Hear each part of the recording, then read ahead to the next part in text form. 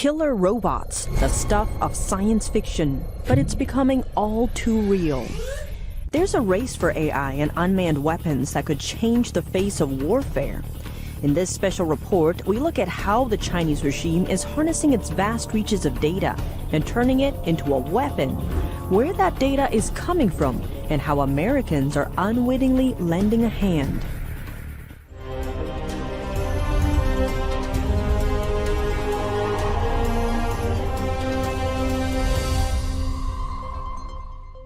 Welcome to China in Focus. I'm Tiffany Meyer. Drones, they're popping up everywhere, from delivering goods to filming fancy camera shots for vloggers to speeding up delivery times. But they're also being used to hunt down people.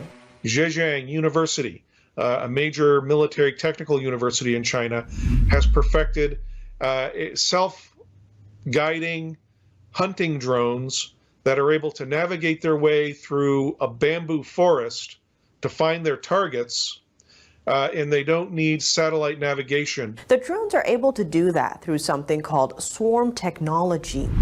Arthur Herman, Senior Fellow at the Hudson Institute and Director of the Quantum Alliance Initiative, explains exactly how it works.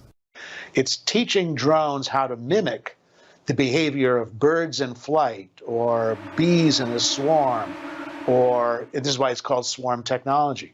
And just as we are always marveling at the way in which birds all seem to sort of fly in a spontaneous formation, avoiding hitting objects and turning and twisting together in numbers that run into the hundreds, right? When you see them, it's an amazing sight.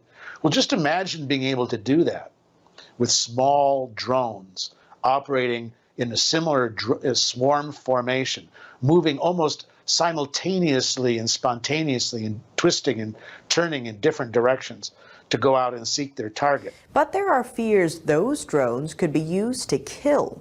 Imagine each of those drones is carrying a weapon. It's carrying a bomb or it's carrying some kind of lethal device which it is able to deliver on target, and that is able to, in the process, then overwhelm any defenses that are set up to shoot down one or two or even a dozen drones coming in on the attack. Facing off against a killer pack of drones versus just one of them also makes the devices harder to defend against.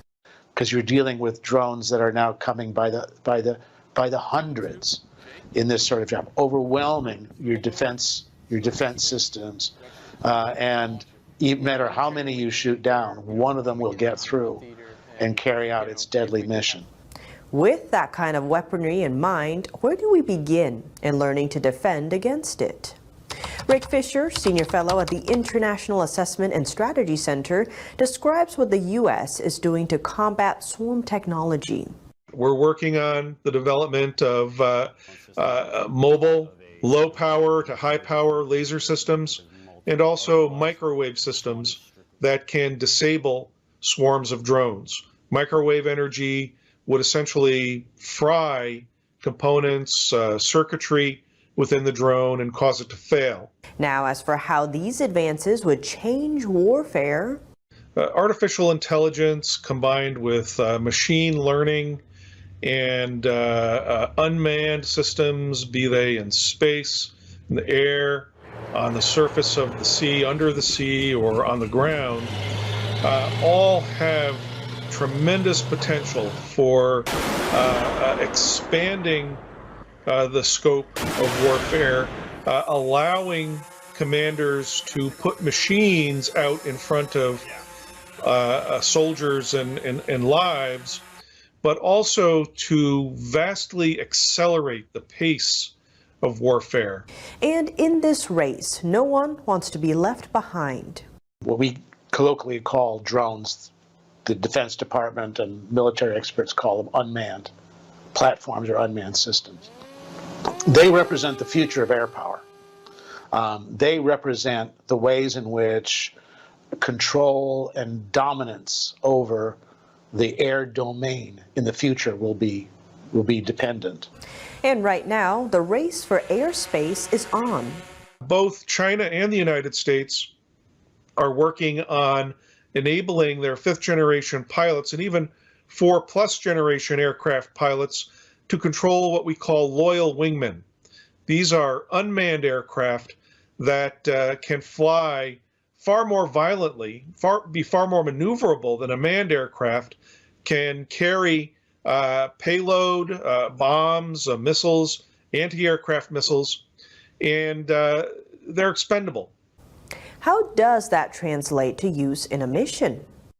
If a pilot can send out four or five loyal wingmen in front of them to fight an incoming enemy squadron, that squadron has to fight these unmanned aircraft that are probably much more maneuverable, and because of artificial intelligence are probably thinking faster than the pilot, and that's a great advantage. And with these advances come risks. Artificial intelligence and self-learning program, if you will, in just the sort of software confrontation levels of combat that we face every day, cyber warfare, electronic warfare, even political warfare on social media, programs that are powered with an artificial intelligence or an ability to learn are able to overcome their adversaries far more rapidly. That adaptability could spell danger for an opposing side. And with technology packing that strong of a punch, lagging development means high risk. The consensus right now among U.S. experts is that China's got something of a lead on us, which is ironic because, of course, artificial intelligence and machine learning technology really originated here in the United States. But it also depends on perspective. In terms of the individual pieces of technology, we're probably slightly ahead to pacing what the Chinese are able to produce. The real emphasis, though, is on the commitment to invest in all of these technologies across the board. Some areas are farther ahead of the game than others. The U.S. Air Force and the U.S. Navy, however, are investing heavily in unmanned combat systems that can be enhanced with artificial intelligence. But I think we're pacing the Chinese. We may not be ahead of them. They're definitely very close. Even Google's former CEO has weighed in. Eric Schmidt, former CEO of Google, has said that we have lost ground to the Chinese and that we can pretty much expect the Chinese to maintain leadership in this area. And that's worrisome for so many different reasons. Among those reasons, privacy is near the top of the list. The most important issues that realize that all of this information technology and the new advances that have taken place in the last couple of decades really raise it, and that is the issue of privacy. Who's going to have access to data? Who's going to control and manipulate the data that feeds artificial intelligence technology that is supplied in abundance in our wireless technology, including future wireless technology like 5G and then ultimately 6G. And there's a difference between how the two main players have been going about it. First up, Communist China. Because of the ubiquity of artificial intelligence as a technology for surveillance, for military and weapons systems, as well as as a commercial technology in terms of providing an analysis and access to data. For all these kinds of reasons, the Chinese have just been going at it absolutely breakneck speed with no sense of restraints. Meanwhile, in the U.S., we still are entangled in a debate about, is artificial intelligence and machine learning really an ethical practice?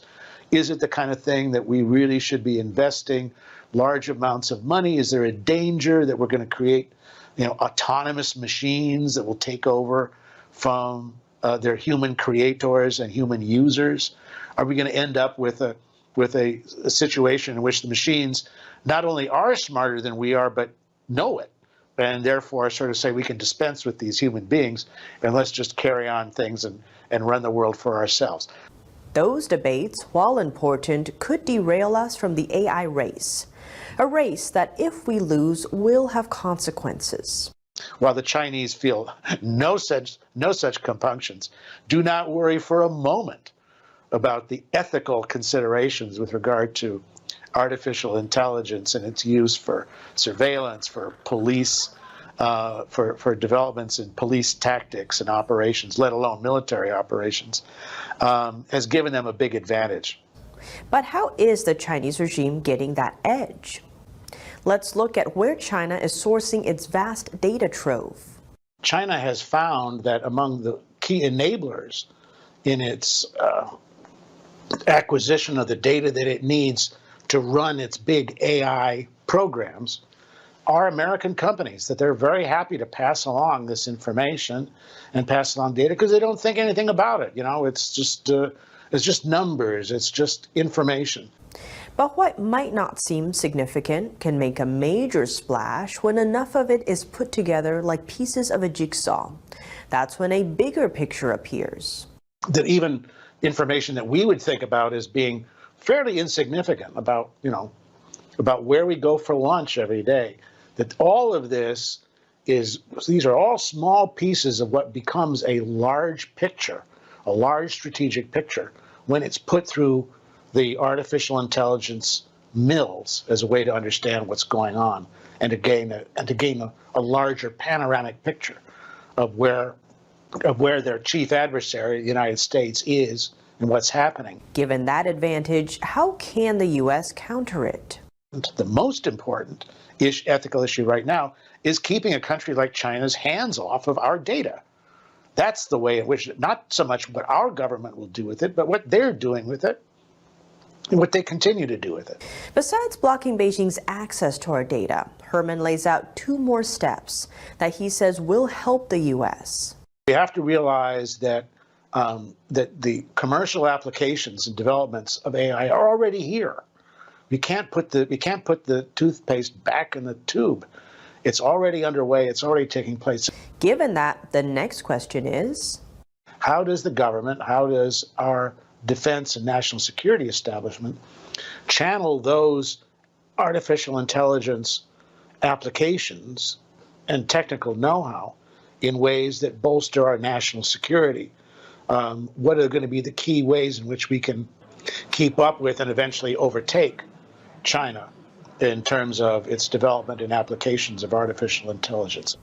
But countering this level of technology isn't a one-man game. Sometimes the best way to tackle an issue is through calling in reinforcements. In this case, that means teaming up with allies.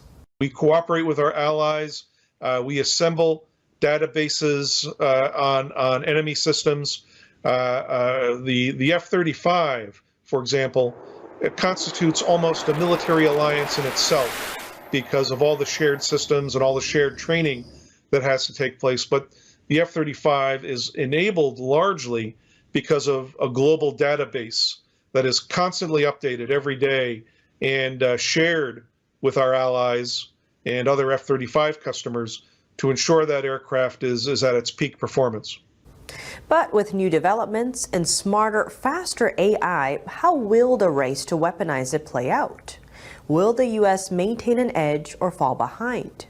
We can't put these artificial constraints on ourselves based upon some, Arnold Schwarzenegger, Rise of the Machines, future scenarios that we think might be possible in the remote future. And what happens if the U.S. does fall behind and Americans' data lands into an adversary's hands to do with as they please? As experts point out, there is a balance, a way to maintain our privacy while still advancing our know-how. And as time goes on, those advancements are becoming more necessary to make sure our private data stays private. That's all for today's China in Focus. I'm Tiffany Meyer. If you have any feedback on the show or have something you'd like to see us cover, send us an email at chinainfocus@ntt.com. We'd love to hear from you. Thanks for watching and see you tomorrow.